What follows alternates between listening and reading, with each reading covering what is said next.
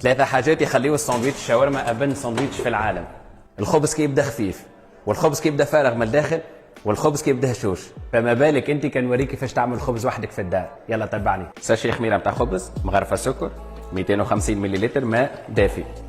حركوهم مع بعضهم. نغطيوها ببابي سلوفان ونخليوها ترتاح لمده 10 دقائق. 500 جرام فرينه حربتها، مغرفه صغيره ملح، زوز مغارف كبار زيت زيتونه، ونبثبثوهم مع بعضهم. شفتوا كيف انها تفاعلت الخميره؟ وهذا هو المطلوب. نزيدوها على الفرينه هكا، ونزيدوا معاهم ياغورته طبيعيه، وهي اللي باش تعطينا الهشاشه والبشاشه في وسط العجينه. ونخليها تتعجن لمده 10 دقائق.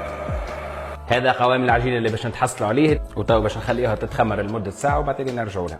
بالمقادير اللي قلتهم لكم، يعني نتاع 500 جرام فرينه باش يطيحونا 8 خبزات، كل خبزه نحلوها بالخلقال كما قاعدين تشوفوا.